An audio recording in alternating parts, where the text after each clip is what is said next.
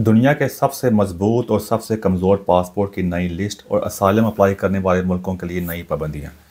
Henley index जो है, Henley की जो पासपोर्ट इंडेक्स है उसके मुताबिक जो नया पासपोर्ट की लिस्ट आई है कि उसके अंदर कौन से मुल्कों के पासपोर्ट जो हैं सबसे मजबूत हैं और कौन से मुल्कों के पासपोर्ट जो हैं वो बहुत ज़्यादा वीक हैं। उसमें कई पासपोर्ट की जो वैल्यूज़ वगैरह है उसमें इजाफा भी हुआ है, कहीं कमी वगैरह भी हुई है। तो आपको बताने की मैं कोशिश करूँगा कि पासपोर्ट की वैल्यू में इजाफा कैसे होता है, उनकी वैल्यू में कमी कैसे होती है। हेनली जो है ये पासपोर्ट इंडेक्स है, ये जो पासपोर्ट के बारे में जो अपनी रिसर्च वगैरह करते हैं काफ़ी दहाइयों से कर रहे हैं, काफ़ी मुराद के 2 दहाइयों से कर रहे हैं, तकरीबन आप कह सकते हैं 20 साल से ज़्यादा अर्सा इनको हो गया इस बारे में ये रिसर्च वगैरह करते हैं। ये रिसर्च करते हैं, टोटल जो कंट्रीज़ हैं जिनको अपने रिसर्च में लेके आते हैं वो 199 कंट्रीज है, यानी 199 मुल्क जो हैं।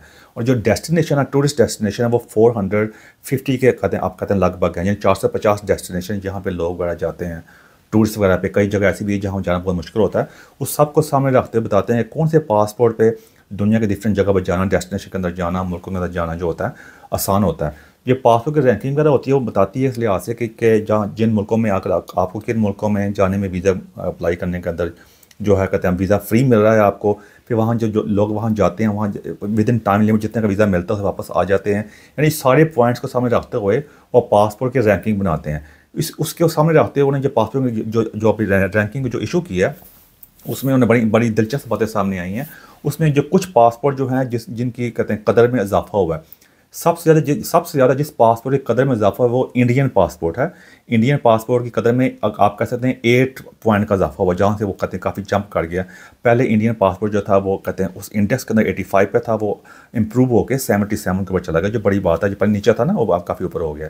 और जिस पासपोर्ट की वैल्यू में जो कमी हुई, आप हैरानगी होगी सुन के, वो अमेरिका का पासपोर्ट है, वो नंबर 10 के ऊपर आ गया ओवरऑल देखा जाए तो। मैं आपको थोड़े से जो कुछ ममालिक के बारे में बता देता हूँ मैं, जो सबसे मजबूत पासपोर्ट हैं वो कौन से वाले हैं। सबसे नंबर 1 का जो पासपोर्ट आया वो सिंगापुर का पासपोर्ट आया। सिंगापुर के पासपोर्ट की वैल्यू इस लिहाज से भी है कि वो हर बंदे का पासपोर्ट देते नहीं, वहाँ रेजिडेंसी के लिए आपको तकरीबन 2-3 साल गुजारने पड़ते हैं। उसमें कई टेस्ट से गुजरना पड़ता है, वहाँ की नेशनल सर्विस भी करनी पड़ती है। यानी उन्होंने अपना पासपोर्ट ऐसे ऐसे किसी के हवाले नहीं कर देते, काफ़ी एक प्रोसेस गुजरना पड़ता है। इसी से किसी पासपोर्ट की वैल्यू में इजाफा भी होता है। यानी कई एलिमेंट होते हैं, मैं सारी आपके सामने लिस्ट बता नहीं सकता। आप जाके खुद भी हेनली की जो पासपोर्ट इंडेक्स है जाकर चेक कर सकते हैं। मैं इसका लिंक जो है डिस्क्रिप्शन में डाल दूंगा, आपके लिए आसानी होगी। तो सिंगापुर का पासपोर्ट जो है नंबर 1 के ऊपर आया। सिंगापुर के पासपोर्ट के ऊपर आप 193 यानी 193 मुल्कों में सफ़र कर सकते हैं बगैर वीज़े के। तो दूसरे नंबर जो पासपोर्ट आया वो है जी जापान का और साउथ कोरिया का। यानी ये लिस्ट के अंदर कई जो ममालिक हैं वो एक ही नंबर के ऊपर है, इसलिए लिस्ट छोटी है। लेकिन वो जो कुछ ममालिक हैं फ़र्ज़ कर लेंगे जो नंबर 2 के ऊपर है, जापान और साउथ कोरिया जहाँ नंबर 2 के ऊपर आए हैं, तो इसलिए नंबर 2 पर जो कहते हैं ये लिस्ट छोटी है। लेकिन ओवरऑल कंट्री जो है 199 है। तो इनके पासपोर्ट के ऊपर आप 197 कंट्रीज़ के ऊपर विज़िट कर सकते हैं। जो नंबर 3 के ऊपर पासपोर्ट है वो डेनमार्क का है। वो जो कई यूरोपियन मुल्क हैं उसके अंदर आप कहते हैं स्पेन का पासपोर्ट भी आ जाता है, उसके अंदर जर्मनी का पासपोर्ट आ जाता है, और कई हमारे नॉर्दर्न आइलैंड। यानी ओवरऑल पासपोर्ट जो 3 नंबर 5 नंबर के ऊपर आते हैं, सारे ज़्यादातर यूरोपियन पासपोर्ट हैं जिनकी जो बड़े मजबूत समझे जाते हैं। इसलिए आप पता ही है, मैं उससे ये बात कर रहा हूँ कि हमारे सारे के सारे लोग जो हैं डंकियाँ लगा कर, हमारे जो हुक्मरान से लेकर इस्टेब्लिशमेंट बिजनेसमैन सारे बंदे यहाँ पे आना चाहते हैं। हालांकि फिर वो ये बात ये रेफरेंस के लिए याद आने के लिए करानी पड़ती है कि हम जिन मुल्कों को काफर कह रहे थे उन्हीं के पासपोर्ट के लिए, उनके मुल्क में आने के लिए, अपने बच्चों के लिए, अपनी नस्लों के लिए जान और माल की बाजी लगा कर यहाँ पहुँच रहे होते हैं। और वैसे अपने मुल्क का आप हाल चेक कर सकते हो, तो थोड़ी आगे बताता हूँ जाके। नंबर 6 के ऊपर है ये यूके का पासपोर्ट, जो नंबर 6 के ऊपर आया है। उसके ऊपर एक बड़ी अच्छी बात जिसके अंदर है, जो एक ही मुस्लिम मुल्क है, लेकिन वो आप देख सकते हैं किस किस्म का मुस्लिम मुल्क है। वो कहते हैं वहाँ इंतहा पसंदीदा मुस्लिम मुल्क नहीं है, वो हर चीज़ को कंट्रोल में रखा हुआ है। वो है यूएई, जो दुबई अबू धाबी वाले हैं। उनका पासपोर्ट नंबर 9 के ऊपर, यानी यूएई का पासपोर्ट अमेरिकन पासपोर्ट से ज़्यादा मजबूत है। अमेरिकन पासपोर्ट नंबर 10 के ऊपर आया। तो ये थोड़ी लिस्ट है। अब मैं आपके साथ सारी लिस्ट पढ़ नहीं सकता, आप जाकर सारी लिस्ट जो है ऑनलाइन चेक कर सकते हैं, जिससे मैंने पहले का डिस्क्रिप्शन में बता दूंगा जाके। आगे बात करते हैं सबसे कमज़ोर तरीन पासपोर्ट कौन से हैं, यानी जिनके ऊपर आप बहुत सबसे कम मुल्कों में सफ़र कर सकते हैं। वो नीचे से लिस्ट नाम बता देता हूँ। सबसे कमज़ोर पासपोर्ट जो है वो अफ़गानिस्तान का है। अफ़गानिस्तान के पासपोर्ट के ऊपर आप 25 यानी 25 मुल्कों में सफ़र कर सकते हैं। उससे जो ऊपर पासपोर्ट है वो सीरिया का पासपोर्ट है, उसके ऊपर आप 27 कंट्री यानी 27 मुल्कों में सफ़र कर सकते हैं। फिर आगे है इराक का पासपोर्ट, इराक के पासपोर्ट के ऊपर आप 30 कंट्री यानी 30 मुल्कों में सफ़र कर सकते हैं। आगे उससे नीचे वाला जो है नीचे से नंबर 4 के ऊपर जो है उसमें 3 का मुल्क इकट्ठे आए हैं, जिसमें यमन है, सोमालिया है और पाकिस्तान, इन तीनों का पासपोर्ट एक ही कैटेगरी के अंदर आए हैं। इन मुल्कों में के पासपोर्ट के ऊपर आप 32 यानी 32 मुल्कों में सफ़र कर वीज़े के बगैर सफ़र कर सकते हैं। यानी दावा कर सकते हैं कि ये जब नंबर मुल्कों के बताएं वो बताएं वीज़े के बगैर, यानी आप वीज़े लिए बगैर जा सकते हैं। यानी हमारा पासपोर्ट सोमालिया के पास है, सोमालिया का हालत भी चेक कर सकते हैं, यमन जहाँ पर इस पर जंग लगी हुई है वो भी देख सकते हैं। लेकिन हमने अपने मीडिया के अंदर जो हमारी कंट्रोल सब कुछ है, मैं ऊपर में ज़्यादा जान नहीं चाहता, तो आपको अंदाज़ा हो जाएगा। उससे हमारे से ऊपर जो पासपोर्ट है वो नेपाल का पासपोर्ट है। नेपाल के साथ और भी कई कंट्रीज में आप जाकर चेक कर सकते हैं। नेपाल के पासपोर्ट के ऊपर आप 38 यानी 38 मुल्कों में सफ़र कर सकते हैं। आपकी इतला किया जाए कि बांग्लादेश के पासपोर्ट की वैल्यू जो है हमारे से ज़्यादा, अगर बांग्लादेश पाकिस्तान का ऐसा था, हमारे से लहदा होकर जो बाकी जो मामला अभी अपने साथ जो कुछ कर रहे हैं वो करते रहें, लेकिन फिर भी उनके पासपोर्ट की वैल्यू जो है हमारे से ज़्यादा है। अब इसमें कई चीज़ें लर्न करने के लिए, जिस तरह हमारे पाकिस्तान के मिसाल ले सकते हैं कि किस बंदे की वैल्यू सबसे ज़्यादा होती है।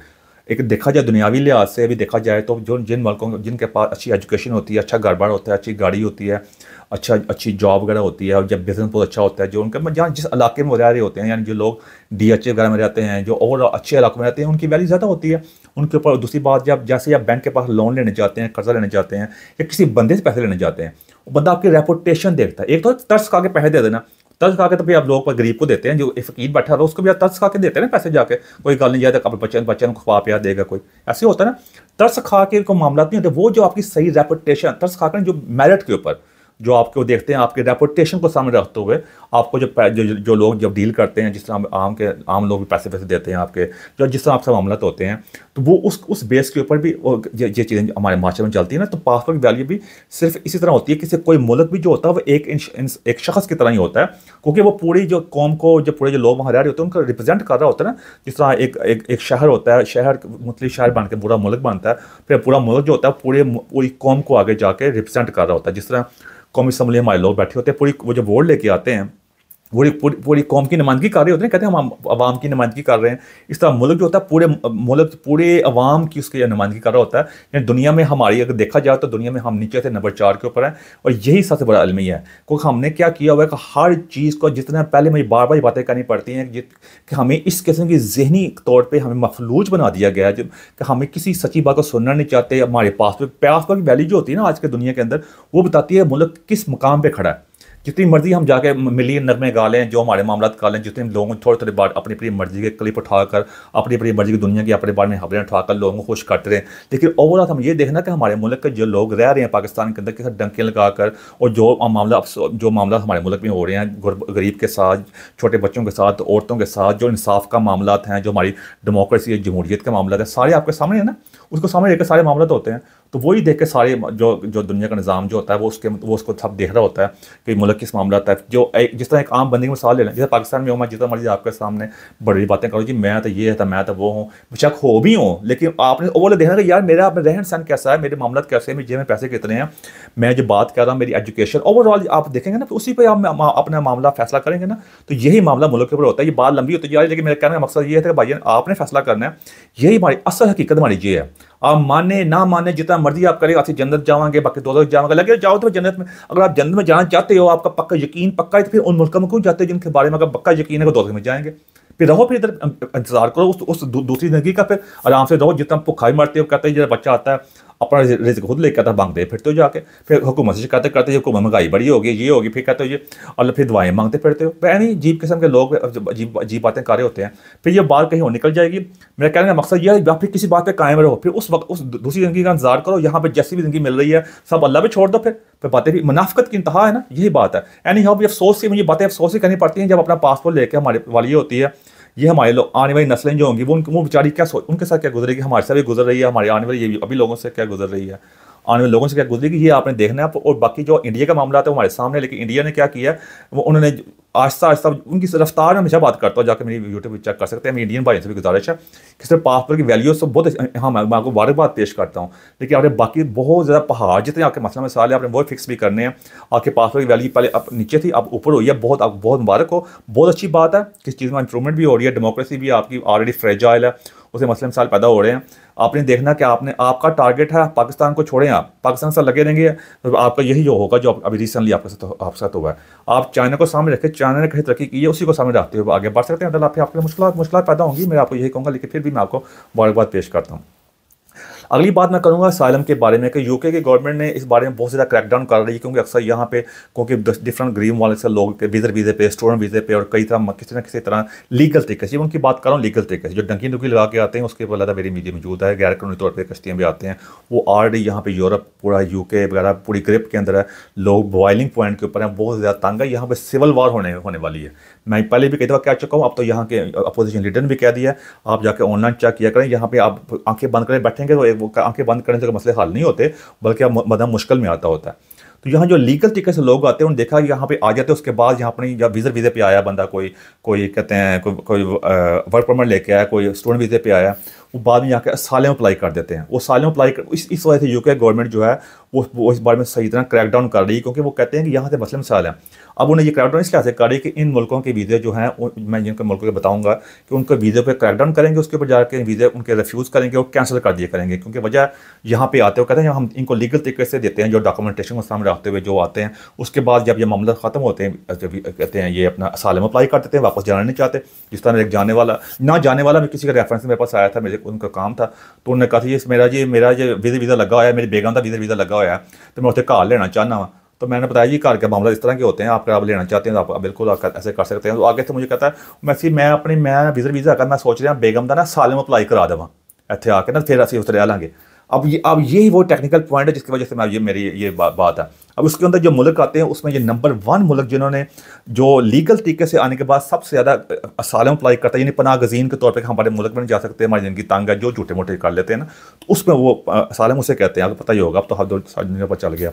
उसे नंबर 1 पे मुल्क है। अफसोस की बात है पासवर्ड में भी और इसके अंदर भी पाकिस्तान नंबर 1 के ऊपर आया, जो लीगल तरीके से कानूनी तरीके से यहाँ आते हैं, बाद में आने के बाद यहाँ असाइलम अप्लाई कर देते हैं। उसके नंबर 2 पे आया नाइजीरिया, वो मुसलमान मुल्क है अफ्रीका का। नंबर 3 पे श्रीलंका को हिसाब कर सकते हैं, वही हमारे इलाके का मुल्क है। नंबर 4 के ऊपर है इंडिया। अब यही इंडिया वाली वही बात, जब पासपोर्ट अप्रूव किया ना, उनका इम्प्रूवमेंट तो हुई है, लेकिन इंडिया के लिए पहाड़ जैसे मसले मसाइल हैं कि यहाँ भी इतनी बड़ी आबादी है। इंडिया के लिए सबसे बड़ा कैंसर, सबसे बड़ा उनके लिए जो आप कह सकते हैं जो नसूर है, जो इंडिया को अंदर दीमक की तरह खा रहा है, और इंडिया आस्ता आस्ता जो दीमक जो पूरी इंडिया को खाई जा रही है, वो वहाँ की आबादी है। 1 अरब 45 करोड़ की आबादी, इतनी बड़ी आबादी को संभाला जो मुमकिन नहीं है, और इतनी बड़ी आबादी के साथ इंडिया कभी तरक्की नहीं कर सकता। मुझे सोच कर बातें करनी पड़ती हैं। इसके ऊपर मेरी अलग वीडियो मौजूद है कि जब इंडिया का सिर्फ हाल यही है कि जिस तरह यूरोपियन कंट्रीज़ में, जहाँ यूरोप जो है वो छोटे मुल्कों में हुआ है, डिवाइड हुआ, उसके बाद हम उन मुल्कों की GDP में इजाफा हुआ, तरक्की हुई है। इंडिया का भी अल्टीमेट जो मुस्तकबिल है, फ्यूचर इंडिया का सिर्फ इसी के अंदर है कि छोटे मुल्कों में वहाँ हो, जिससे पाकिस्तान भी शामिल हो, वो उससे तरक्की हो सकती है। कि पाकिस्तान की आबादी बहुत ज़्यादा, तरक्की मुमकिन नहीं है। पाकिस्तान एक कौम ही नहीं है, हम तो एक कौम ही नहीं है।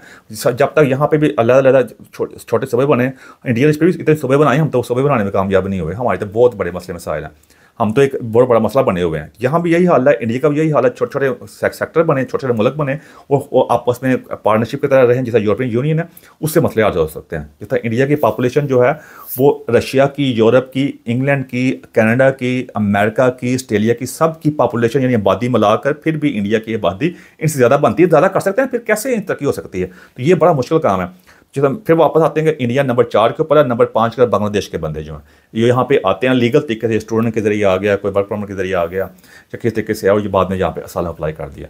तो यहाँ पे इस वजह से वो क्रैकडाउन करने जा रहे हैं। इंग्लैंड का जो होम ऑफिस है, जो सारे मामलों को चेक करते हैं, जिनका अदारा जो है, ऐसे मुल्कों के वीज़ों को वो कैंसिल करने जा रहे हैं। यहाँ भी कई लोग यहाँ पे आए हैं, वो केयर होम के वीज़े के अंदर बहुत मुश्किल और सख्त तरीके से रह रहे हैं। यहाँ पे आके कोई यहाँ पे आ जाते हैं, आप यहाँ मुश्किल से रहते हैं, यहाँ को वो मामला पे नहीं मिलते, और पाकिस्तान ऑलरेडी बहुत बुरे हालात हैं, पाकिस्तान किसी को बता भी नहीं सकते। वहाँ पे भी लोग ऐसे अजीब किस्म की कैच 22 की सिचुएशन है, जिसकी वजह से हम पूरी कौम जो है वो इस हालत में पहुँच चुकी है, इतनी बड़ी आबादी के साथ। और हमारे जो अशराफिया है, हमारे जो ताकतवर हज़रात पाकिस्तान के हों या इंडिया के हों, वहाँ हम देख सकते हैं उनकी प्रायोरिटीज़ को डिफरेंट है। इंडिया वालों की थोड़ी की ठीक है, वैसे वो ये बात माननी पड़ेगी, उनकी काफ़ी ठीक है, लेकिन उनकी स्पीड बहुत स्लो है, उन्होंने अपनी अटेंशन को डाइवर्ट कर लिया। लेकिन ओवरऑल इंडिया के लिए फिर वही मैंने बार बार दोबारा करनी पड़ेगी घिसी पट्टी तो नहीं है, ये इंपॉर्टेंट है, मेरी बात लिख लें। मेरी कई बातें पहले सही साबित हुई हैं, आज तक मैंने जो बातें कही हैं ऑलमोस्ट सही साबित हुई हैं।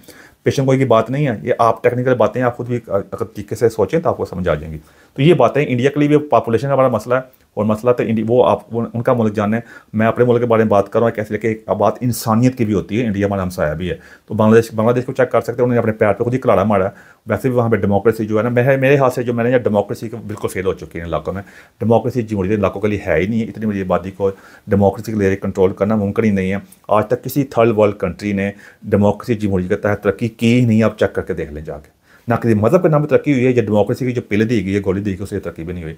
तो ये मामला तो इसी तरह के जितने बड़ी ट्रेड डील कर ले इंडिया वाले जो मर्जी कर लें, कोई फ़ायदा नहीं होना।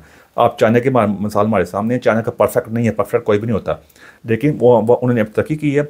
अब यू ही कर सकते हैं, जैसे भी हैं वहाँ पे सऊदी अरब से डायरेक्शन में जा रहा है। तो ये हमारे सामने मॉडल्स हैं जो एक तरीके से टेक्निकल तरीके से आगे बढ़े। अदरवाइज यहाँ जमहूरियत तो चाइना में जमहूरियत होती है, तरक्की कभी करनी नहीं थी। यानी हाँ, बात बहुत लंबी होती जा रही है। मेरा मकसद बात को लंबी करना नहीं होता, लेकिन मेरा मकसद रहा है कि मैं तो थोड़ी वीडियो बना के व्यूज़ देने के लिए, व्यूज़ के मुझे देखने वाले कौन है भी बात फारिग कर दूँ, फिर मेरा हमेशा था उसका ब्रेक डाउन करता जाऊँ, ताकि कोई आपके ज़हन में सवाल आते जाएँ, उन सवालों का जवाब भी आस्ता साथ बयान करता जाऊँ, ताकि आपके लिए आसानी हो। होपफुली आपको बात समझ आ गई होगी। और भी मेरे को क्वेश्चन है, मेरे क्वेश्चन वगैरह कर सकते हैं। एंड में मेरे को ऐसी बात जब क्वेश्चन लगी उस माजरत चाहता हूँ मैं। Thank you very much.